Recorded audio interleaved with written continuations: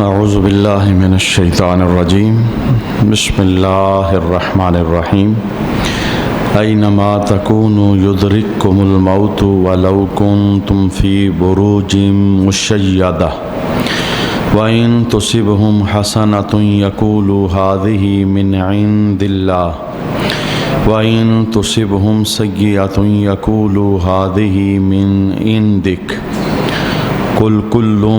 مِنْ عِنْدِ اللَّهِ فَمَا لِهَؤُلَاءِ الْقَوْمِ لَا يَكَادُونَ يَفْقَهُونَ حَدِيثًا صدق اللہ مولانا العظیم ان اللہ وملائکتہ یصلون علی النبی یا ایھا الذین آمنوا صلوا علیہ وسلموا تسلیما اللہم صلی علی سیدنا و مولانا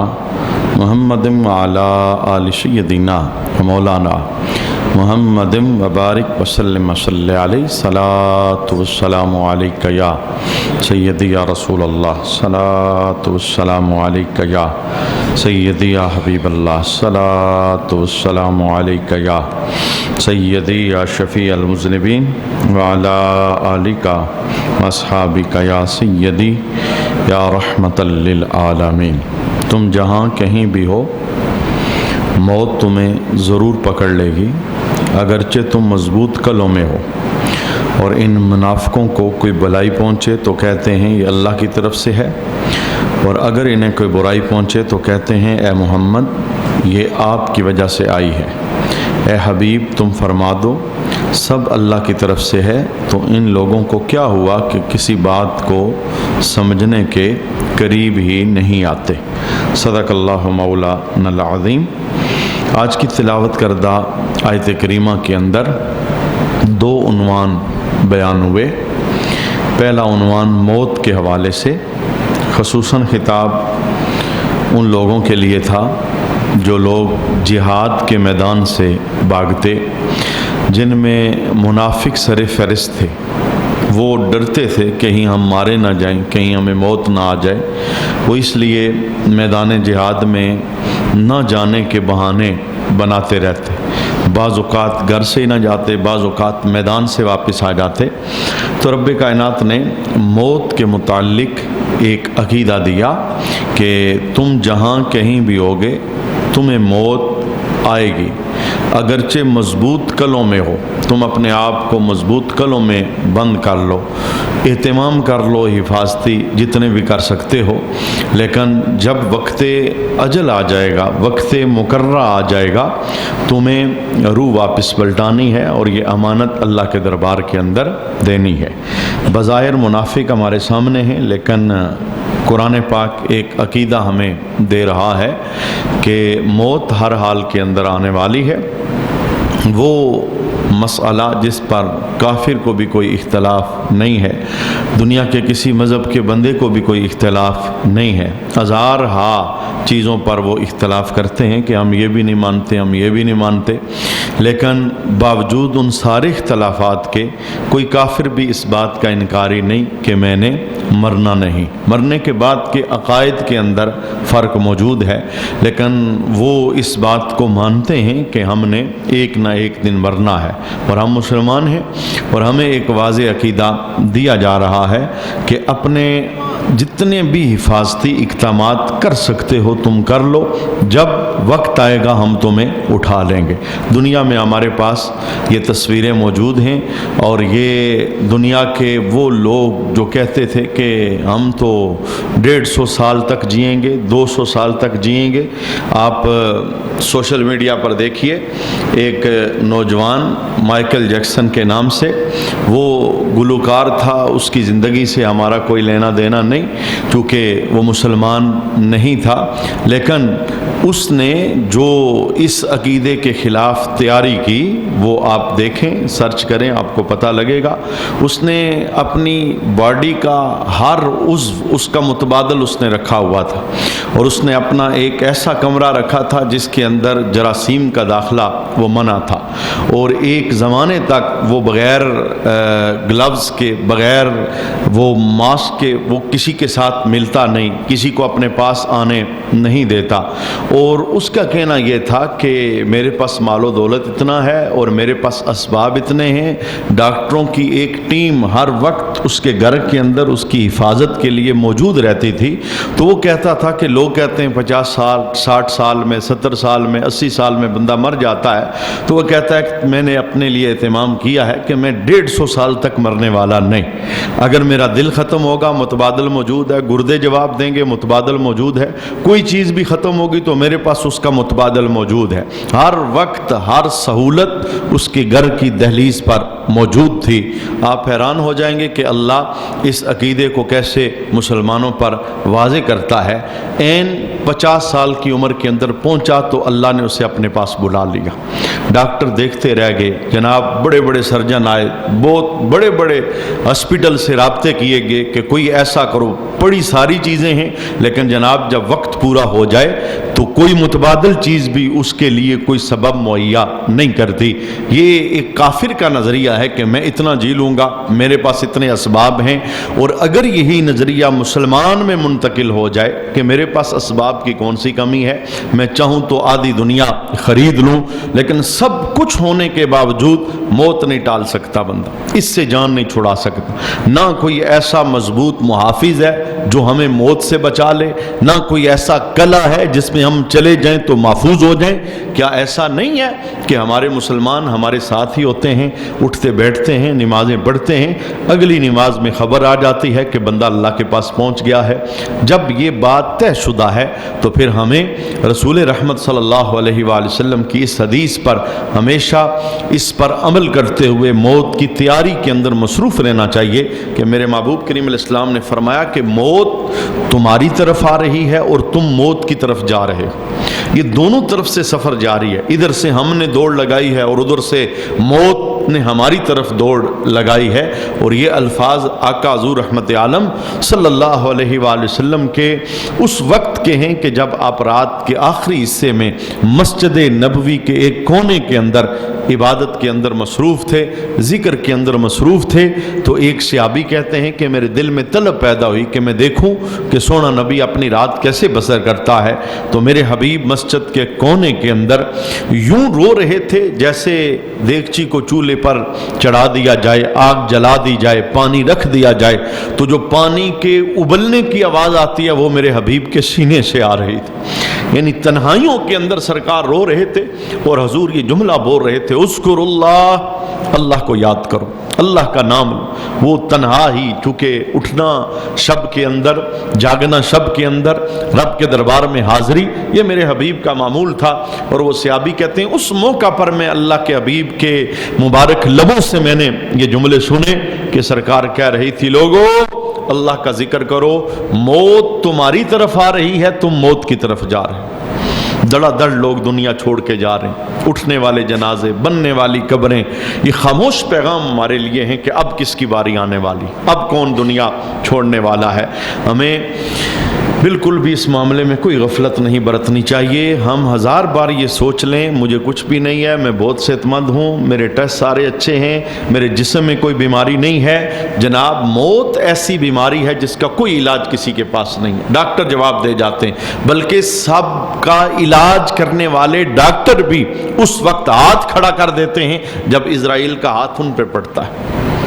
یہ بالکل اٹل ایک حقیقت ہے۔ تو یہ فراموش کرنے والی چیز ہی نہیں ہے، یہ ہمتن یاد رکھنے والی چیز ہے۔ اور یہ وہ وظیفہ ہے جو نبی کریم صلی اللہ علیہ وآلہ وسلم نے صحابہ کرام کو پڑھایا۔ اور جس بندے کو موت یاد رہتی ہے، اس کی آنکھ بہتی رہتی ہے، اس کا دل تڑپتا رہتا ہے، اس کا دل ادھر ہی لگا رہتا ہے، اس کی سوچیں ہمیشہ پرواز کرتی رہتی ہیں کہ میں دنیا چھوڑنے والا ہوں۔ وہ سفر اس کی نگاہوں کے سامنے آنے والا ہوتا ہے کہ کب اسرائیل آئیں گے، مجھے دنیا سے لے جائیں گے، اور سب ادھر ہی رہ جائے گا۔ ایک تصور بندہ کا جب قائم رہتا ہے تو بندہ پھر اللہ کے ذکر میں مصروف رہتا ہے، اللہ کی یاد کے اندر مصروف رہتا ہے۔ یہی وجہ ہے حضرت عمر رضی اللہ تعالی عنہ، آپ جیسا جلیل القدر بندہ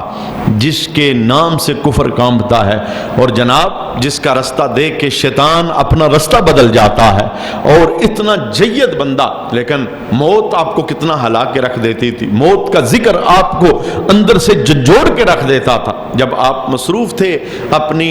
معاملات اور حکومت کی کاروائی کے اندر، تو ایک بابا وہ اندر داخل ہوتا ہے اور آتے ہی جملہ بولتا ہے، یا عمر لا تنسا موتک، اے عمر موت نہ بلانا، موت کو ہمیشہ یاد رکھنا، یہ سب کچھ ادھر رہ جانے والا ہے، ایک دن تم اللہ کے دربار میں جانے والے ہو۔ یہ جملہ جناب عمر کے دل پر اتنا اثر کرتا ہے، آپ باقاعدہ اس بندے کو تنہا پہ رکھتے ہیں کہ میں تمہیں پیسے مہینے کے دوں گا، تو بس ہر روز آ کے مجھے یہ جملہ بول دینا، میری مصروفیت بڑی ہے، میرے کام کاج بڑے ہیں، مجھے موت بھول جاتی ہے، تو آ کے یہ جملہ بولنا تو میرا ذہن قبر کی طرف جائے گا، میرا ذہن موت کی طرف جائے گا۔ پھر وہ مسلسل آتا رہا، ڈیوٹی دیتا رہا، یہ جملے بولتا رہا، اور جب وہ مجمع کے اندر جملہ بولتا سناٹا چھا جاتا، سب کے ذہن کی پرواز موت کی طرف چلی جاتی۔ پھر ایک دن ایسا ہوا، وہ اپنی ڈیوٹی پہ آیا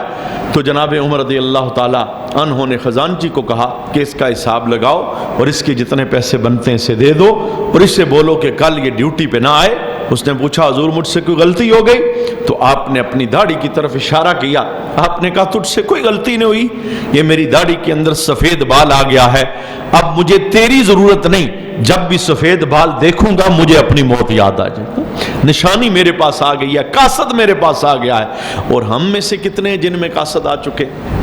کیسے کیسے قاصد آ چکے ہیں، اور بلاوا کب آنے والا ہے یہ مالک جانتا ہے۔ بس یہ قرآن پاک کا ایک نظریہ اور عقیدہ ہے کہ تم جہاں کہیں بھی ہوگے موت تمہیں ضرور پکڑ لے گی، اگرچہ تم مضبوط کلوں میں ہو، کتنا مرضی حفاظتی اقدام کر لو، جتنے مرضی حفاظتی نسخے استعمال کر لو، موت کا کوئی علاج نہیں۔ جب یہ طے ہے کہ جانا ہے تو پھر جناب ہم ادھر کے لیے تیاری کیوں نہ کریں، اس جہان کو روشن کرنے کے لیے شب و روز کے اندر کچھ محنت کیوں نہ کریں، اپنے نامہ اعمال میں کوئی ایسے پھول اکٹھے کریں کہ جب ہمارا وقت اجل آ جائے تو حضرت بلال کی طرح ہماری زبان کے اوپر خوشی کے نغمے جاری ہوں کہ میں ناکام نہیں جا رہا، جس نبی کی مان کے زندگی بسر کی ہے، کل قبر میں جاؤں گا تو رب سونے محمد کا مجھے دیدار عطا فرمائے گا۔ یہ ایک سعادت مندی ہوتی ہے، یہی وجہ ہے، یعنی یہ منافقوں کو بتایا گیا، اے منافقو موت سے ڈرتے ہو، میدان جہاد میں نہیں جاتے، جان دینے سے گریز کرتے ہو، اللہ جب موت دے گا تو تم گھر میں بیٹھے ہوگے تو تمہیں پکڑ لے گا۔ یہ ڈیلی بیس پر ہونے والے حادثات، اگر بندہ یہ کہے کہ یہ حادثہ میری موت کا سبب نہ بن جائے، میں تو باہر نہیں نکلوں گا، میں کہیں مر نہ جاؤں، تو پھر جناب عالی بند کمرے میں بندہ بیٹھ جائے، جہاں بھی بیٹھے گا وقت مقررہ اسے رب اٹھائے گا، سبب کچھ بھی بنے گا، اور جب وہ سبب بنے گا موت کا سبب کچھ بھی نہ ہوا تب بھی بندہ اٹھایا جائے گا، تب بھی اللہ کے دربار میں اسے پہنچایا جائے گا۔ خالد بن ولید رضی اللہ تعالی عنہ کتنا بڑا مجاہد بندہ تھا، جنگوں کی کہانیاں آپ پڑھ کے دیکھیے، جرنیل صحابہ کے اندر آپ کا تذکرہ ملتا ہے، دلیر صحابہ میں آپ کا تذکرہ ملتا ہے، اور تلوار جب آپ کے ہاتھ میں ہوتی تو دشمن کانپتا، اور جس میدان میں آپ بن جاتے قائد اور چلے جاتے رب فتح دے دیتا مسلمانوں کو، لیکن آپ کی بستر پر موت ہوئی، جنگ میں موت نہیں ہوئی، اور جب آپ کی روح نکلنے لگی بستر پر تو آپ نے امت کے بزدلوں کو ایک پیغام دیا، آپ نے کہا کہ رسول اللہ کی امت کے بزدلوں کو خالد بن ولید کا پیغام دے دو کہ اگر موت میدان جہاد میں ہوتی تو خالد کبھی بستر پہ نہ مرتا، میں تو تلواروں کے سائے میں رہا، میں تو تلواروں سے کھیلتا رہا، میں تو دشمن کی آنکھ میں آنکھ ڈالتا رہا، لیکن موت میری وہاں لکھی نہیں تھی، موت میری بستر پہ لکھی تھی۔ تو جب رب کی طرف سے جگہ بھی طے ہے، وقت بھی طے ہے، اور وہ ٹائم آنے پر اللہ بندے کو اپنے پاس بلا لیتا ہے۔ اور یہ عقیدہ اس لیے بھی ضروری ہے، بعض اوقات ہمارا کوئی جوان دنیا سے چلا جاتا ہے تو جہالت کی بنا پر پیچھے عورتیں یہ جملہ بول دیتی ہیں کہ تیری ابھی عمر نہیں تھی، یہ کیا ظلم ہو گیا، یہ کفریہ جملے، یہ کیا ظلم کر دیا اللہ نے، یہ کفریہ جملے۔ بندہ دار اسلام سے خارج ہو جاتا ہے، کیونکہ قرآن واضح عقیدہ دیتا ہے اللہ کسی پر ظلم نہیں کرتا۔ یہ جس بیٹے کو رب نے بلایا ہے یہ تمہارا کب تھا؟ تم تو عارضی مالک تھے، حقیقی مالک تو رب تھا۔ اس نے اپنی چیز کو لیا، تمہاری چیز نہیں، اس نے عارضی طور پہ تمہیں دیا تھا، مالک بنایا تھا، حقیقی تم مالک نہیں تھے۔ ہم اپنی جسم کے کسی بھی حصے کے مالک نہیں، ہم اپنی اولادوں کے مالک نہیں، ہم اپنے ماں باپ کے مالک نہیں۔ یہ سارے رشتے عارضی رشتے، یہ بندھن سارے ٹوٹنے والے۔ حقیقی مالک اللہ ہے، اور وہ اللہ جب جسے چاہے گا اپنے پاس بلائے گا۔ پیچھے رہ جانے والا کوئی بندہ یہ جملہ نہیں بول سکتا، نہ اسے بولنے کی اجازت ہے، تیرا تو ابھی وقت ہی نہیں ہوا تھا۔ یہی وجہ ہے جب ہمارے معاشرے کے اندر جعلیت ہے، اور جعلیت بہت زور پر ہے، بغاوت ہے دین کے ساتھ، قرآن سے دوری ہے، شریعت سے دوری ہے۔ جب ہمارا جوان کوئی دنیا سے چلا جاتا ہے تو اس کے مرنے کے بعد جب اسے کفن پہنایا جاتا ہے تو اس کے اوپر وہ سرخ چادر ڈالتے ہیں جو دولہے پر ڈالتے ہیں، اس کے گلے میں ہار ڈالتے ہیں، اس کے سر پہ کلا رکھتے ہیں جو دولہے کے سر پہ رکھا جاتا ہے۔ یہ خاموش ایک بغاوت ہے، یہ خاموش ایک شکوہ ہے۔ اب یہ موقع تو نہیں ہوتا کہ کسی گھر میں چارپائی جوان کی پڑی ہے، پھر گھر والوں کو وہاں پر تبلیغ کی جائے، وہاں انہیں سمجھایا جائے، وہ سمجھنے کے بجائے بگڑ جائیں گے۔ یہ منبر ہے، یہ محراب ہے۔ خوشیاں ہر گھر میں آنے والی ہیں، اور غموں کا بسیرا بھی ہر گھر میں ہونے والا ہے۔ آج میں، کل آپ، اور اگلے دن کوئی تیسرا۔ یہ آزمائش کی دنیا ہے، یہاں کوئی نہ کوئی گزارا جائے گا، کسی نہ کسی جیت کے ساتھ گزارا جائے گا۔ ایسا کوئی معاملہ آ جائے تو بالکل اللہ کے خلاف کوئی شکوہ شکایت، اللہ کے خلاف کوئی ایسا لفظ نہیں بولنا، کوئی رویہ نہیں کرنا۔ گویا بندہ وہ شادی کا سارا اسے چادر پہنا کے، کلا لگا کے، ہار ڈال کے، بندہ یہ خاموش پیغام دے رہا ہوتا ہے، کہہ رہا ہوتا ہے کہ مولا اس کی تو شادی کا ٹائم تھا، تو نے اسے مار دیا۔ گویا یہ رب کو بتا رہا ہے کہ اللہ کو تو نہیں پتا تھا کہ اس کا ٹائم ہے کہ نہیں، ابھی تو اس کی۔ اور ہمارے مسلمان عورتوں کے ہاتھوں مجبور ہیں۔ کیوں؟ انہوں نے عورتوں کو دین سکھایا نہیں، دین پہنچایا نہیں۔ یہ پھر ایسی ان کی حکومت ہوتی ہے کہ مرد ان کے ہاتھوں مجبور ہو جاتے ہیں۔ مرد کچھ سمجھانا بھی چاہتے ہیں، یہ سمجھتی نہیں ہیں۔ آج سمجھانے کا دن ہے، یعنی غمی آنے سے پہلے، آزمائش آنے سے پہلے، جب سب کچھ لا کے ان کی دہلیز پہ رکھتے ہو، ان کی ہر ضرورت پوری کرتے ہو، ان کی ہر خوشی پوری کرتے ہو، تو انہیں دین بھی تو بتاؤ، انہیں یہ مذہب بھی تو بتاؤ کہ گھر میں میت ہو تو ہم نے کرنا کیا ہے، ہمیں مصطفیٰ جان رحمت نے طریقہ کیا بتایا ہے۔ یہ ساری چیزیں پہلے بتانے والی ہیں۔ ان چیزوں کے لیے تیار رہنا ایک مسلمان کی شان ہوتی ہے۔ میرے محبوب کریم علیہ السلام، جب ایک عورت کا بیٹا فوت ہو گیا اور وہ رو رہی تھی اور واویلا کر رہی تھی، شکوہ کر رہی تھی، شکایت کر رہی تھی، نبی کریم صلی اللہ علیہ وآلہ وسلم نے شکوہ شکایت کے لفظوں سے منع کیا، ماتم سے منع کیا۔ رونا خلاف شرع نہیں، رونا شریعت کا پسندیدہ فعل۔ یہ تو میرے حبیب بھی ہوں، بیٹے کی لاش کو سرکار نے ہاتھوں پہ اٹھایا ہو تو میرے محبوب کی آنکھیں بھی بیٹے کی محبت میں چھم چھم برستی ہیں۔ اور بندہ سوال کرتا ہے حضور آپ نبی ہو کے رو رہے ہیں؟ تو اللہ کے حبیب کہتے ہیں بیٹے کی محبت میں میری آنکھیں برس رہی ہیں، میرا دل تڑپ رہا ہے، پر میں تمہیں شریعت بتاتا ہوں، میں زبان سے وہی کہوں گا جس سے میرا رب راضی ہو جائے۔ میں شکوہ نہیں کروں گا کہ مولا میرے بیٹے کو تو نے واپس لے لیا، ابھی تو اس کے کھیلنے کے دن تھے، تو واپس کیسے؟ یہ میں شکوہ نہیں کروں گا، میں شکایت نہیں کروں گا۔ اب عورت کا بیٹا فوت ہوا، واویلے سے شریعت نے منع کیا تھا، اور باقاعدہ اللہ کے حبیب نے اتنی بیزاری کا اظہار کیا، من ضرب الخدود وشق الجیوب ودعا بدعوی الجاہلیہ فلیس منا۔ فرمایا جو بندہ چہرے پر ہاتھ مارے، گریبان اپنے پھاڑے، جاہلیت کے بول بولے غم کے ٹائم، فرمایا وہ بندہ ہم میں سے نہیں ہے، فلیس منا، مجھ محمد سے اس کا کوئی تعلق نہیں۔ اور نبی کریم صلی اللہ علیہ وسلم کی حدیث ہے، دو آوازیں اللہ کو بہت ناپسندیدہ ہیں، دو آوازیں۔ خوشی کے وقت میوزک، یہ آواز اللہ کو بڑی ناپسند، اور ہمارا مسلمان کہتا ہے خوشی سجتی تب ہے جب میوزک۔ کیا مرد، کیا عورت، کیا جوان، کیا بوڑھے، وہ جناب ایسے بے پرواہ ہو کر میوزک کی تھاپ پر ناچ رہے ہوتے ہیں، مچل رہے ہوتے ہیں، اور شیطان جیسے گیند بچے کے ہاتھ میں ہوتا ہے نا، وہ جدھر پھینکتا ہے گیند کو، گیند ادھر چلا جاتا ہے، اس طرح شیطان نے انہیں اپنے ہاتھوں میں لیا ہوتا ہے۔ اچھے اچھے تقویٰ دار لوگ بک جاتے ہیں، ان کے ضمیر مر جاتے ہیں، اور یہ سمجھتے ہیں اس کے بغیر تو ہماری خوشی تکمیل تک پہنچ ہی نہیں سکتی۔ اور ہم نے کتنی خوشیوں کو غم میں بدلتے دیکھا ہے۔ شناسائیاں بجتی تھی، ڈھول بجتے تھے، خوشی پر رب کا شکر ادا نہ ہوا، جنازے بھی اٹھے، اللہ نے اسی خوشی کو غم میں بدلا ہے۔ کتنے حادثے، کتنے واقعات ہماری نگاہوں کے سامنے ہیں، رب ہمیں بتاتا ہے میں سب کچھ کر سکتا ہوں۔ تو خوشی کے موقع پر میوزک کی آواز اللہ کو ناپسندیدہ ہے، یہ حدیث کے جملے۔ اور دوسری آواز جو سب سے زیادہ رب العالمین کو ناپسند ہے، غم کے موقع پر زبان سے ماتم کرنا، شکوہ شکایت کرنا۔ اگر آزمائش، چونکہ آزمائش کا تصور مسلمان کی زندگی میں نہیں ہے، تو یہ آزمائش کو آزمائش نہیں سمجھتا۔ آزمائش کو آزمائش سمجھے، اللہ اسے اجر دے، ثواب دے، یہ درجوں کی بلندی حاصل کرے، یہ اسے آزمائش سمجھتا نہیں ہے، تو پھر یہ شکوہ شکایتیں وویلا۔ تو میں نے کہا کہ اس عورت جب وہ بیٹے پر روئی نا، تو میرے محبوب گزر رہے تھے، تو سرکار نے اسے صبر کی تلقین کی، تو عورت نے آگے سے سنا دی باتیں۔ اس نے کہا کہ میرا مرا ہے، مجھے پتا ہے، آپ مجھے نہ بتائیں صبر کرنے کا۔ اس نے ایسے جملے بول دیے، میرے حبیب تشریف لے گئے، کیونکہ آقا حضور کی طبیعت بھی یہی تھی، وما علینا الا البلاغ المبین، میرا کام پہنچا دینا ہے، ڈنڈے سے منوانا نہیں، بس بات پہنچا دو، مانے تو اس کا نصیب، نہ مانے تو اس کا مقدر۔ اب سرکار تشریف لے گئے، بات ختم ہو گئی، جنازہ ہو گیا، تو بعد میں اس عورت کو کسی نے تانا لگایا کہ تو نے جواب کسے دیا تھا؟ عورت تو دیکھ نہیں سکی غم کی کیفیت تھی، وہ نہیں دیکھ سکی سمجھانے والا کون ہے، بتانے والا کون ہے، جواب تو وہ دے گئی،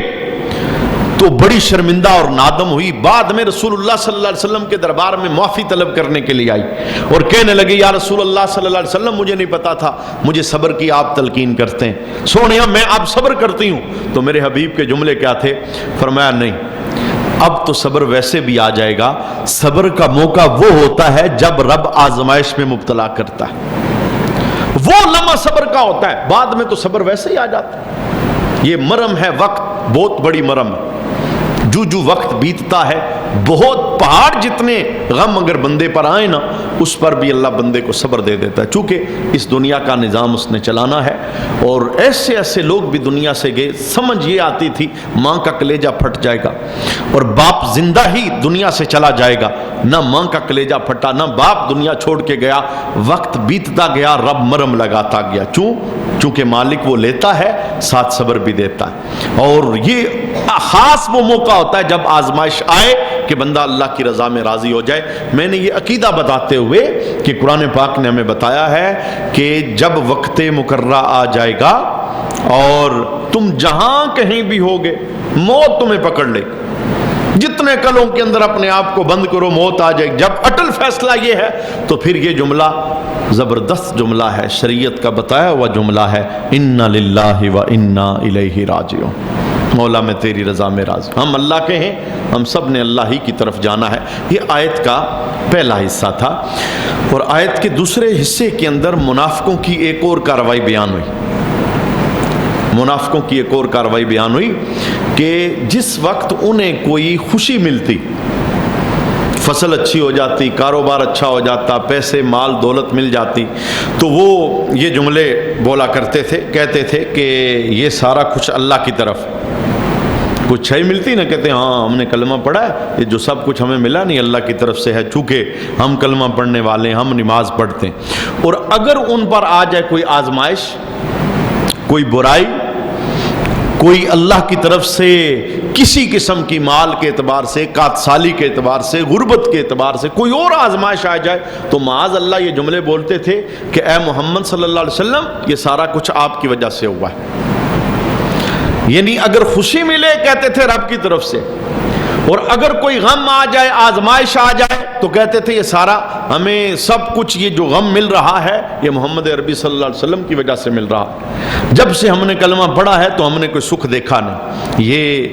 منافقوں والا جملہ ہے۔ اگر مسلمان کی زبان پر یہ جملہ آئے تو مسلمان کو 1000 بار توبہ کرنی چاہیے کہ میں مسلمان ہوں تو میرے ساتھ ایسا کیوں ہو رہا ہے، میں نماز پڑھتا ہوں تو میرے ساتھ ایسا کیوں ہو رہا ہے، رب کو میں ہی ملا تھا، غربت ساری میرے پاس ہی آنی تھی۔ یہ اللہ کی آزمائشیں ہیں، اس کی تقسیمیں ہیں، اس کی تقسیم پر اس نے جس کو جہاں پر رکھا ہے وہ جانتا ہے کہ اسے کہاں رہنا چاہیے۔ اس کو جتنا دیا ہے جیسے رکھا ہے اس حال میں راضی رہنا اور اللہ کا شکر ادا کرنا، یہ بندہ مومن کی شان ہوتی ہے۔ تو قرآن پاک نے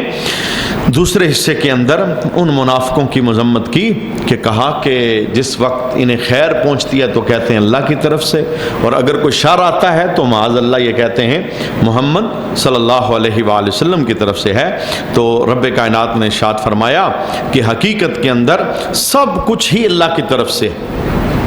خوشیاں بھی اللہ کی طرف سے،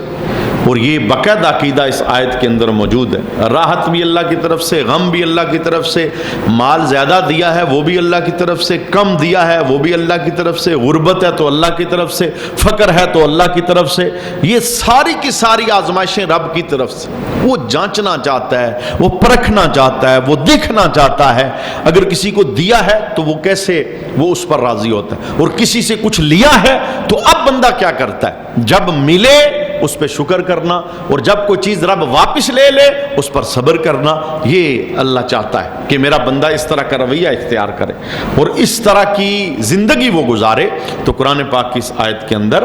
ہمارے لیے یہ ایک دوسرا پیغام ہے، ما اصابک من حسنۃ فمن اللہ، اے سننے والے تجھے جو بلائی پہنچتی ہے وہ اللہ کی طرف سے ہے۔ عقیدہ بتایا گیا، سب کچھ اللہ کی طرف سے ہے، مؤثر حقیقی رب العالمین، ہر چیز کے پیچھے وہ اللہ، اسباب پیدا ہوتے ہیں مختلف اسباب، لیکن پیچھے اس کے عقیدہ یہی ہے کہ ہر معاملہ ہی اللہ کی طرف سے ہوتا ہے، راحت ہے، غم ہے، خوشی ہے، کوئی بھی چیز ہے وہ اللہ ہی کی طرف سے ہوتی ہے۔ وما اصابک من سیئۃ فمن نفسک، اور اللہ ارشاد فرماتا ہے اے حبیب انہیں بتا دیجئے جو تمہیں برائی پہنچتی ہے وہ تیری اپنی طرف سے ہے۔ منافق کہتے تھے نا اے محمد صلی اللہ علیہ وسلم آپ کی طرف سے ہے، ہمیں جو دکھ ملا ہے، جو برائی ملی ہے، ہم نے کلمہ پڑھا ہے، تو رب نے کہا نہیں اے منافقو، میرا محمد تو رحمتیں تقسیم کرتا ہے، یہ تو جس ماحول کے اندر سانس لیتا ہے رب اس مٹی میں بھی شفا پیدا فرما دیتا ہے۔ یہ جو تمہیں مل رہا ہے یہ تمہارے کرتوتوں کا صدقہ مل رہا ہے کہ تم ظاہری طور پہ کلمہ پڑھتے ہو اور تمہارے دل کے اندر نفاق کا مرض موجود ہے۔ اور اس آیت کے آخری حصے کے اندر نبی کریم صلی اللہ علیہ وسلم کی ایک شان بیان ہوئی، وَأَرْسَلْنَاكَ لِلنَّاسِ رَسُولًا، ہم نے تمہیں سب لوگوں کے لیے رسول بنا کے بھیجا، وَكَفَى بِاللَّهِ شَهِيدًا، اور گواہی کے لیے اللہ ہی کافی ہے۔ نبی کریم صلی اللہ علیہ وآلہ وسلم کی یہ شان ہے کہ تمام عرب و عجم جناب آدم سے لے کر قیامت تک جتنے انسان پیدا ہوں گے سب کے سب کو آقا حضور رحمت عالم صلی اللہ علیہ وسلم کا رب نے امتی بنایا ہے۔ حضور کو سب کی طرف سے رسول بنا کے بھیجا، اور سب نبیوں کو بھی یہ سعادت حاصل ہے کہ وہ نبی کریم صلی اللہ علیہ وآلہ وسلم کے ساتھ یوں معاملہ رکھتے ہیں کہ اقصیٰ کی مسجد کے اندر تمام نبیوں کو رب کائنات نے محبوب کے پیچھے نماز پڑھنے کا حکم ارشاد فرمایا۔ تو یہ سرکار کی عظیم شانوں میں سے ایک شان ہے کہ پوری کائنات کو رسول اللہ صلی اللہ علیہ وسلم کا امتی بنا کے رب العالمین نے بھجوایا ہے۔ ہم اللہ کے دربار کے اندر دعا و التجا کرتے ہیں، قرآن پاک کی آیات کا فیض اللہ ہماری زندگیوں میں داخل کرے، اور قرآن پاک سیکھنا اللہ ہمارے لیے آسان فرمائے۔ وما علینا الا البلاغ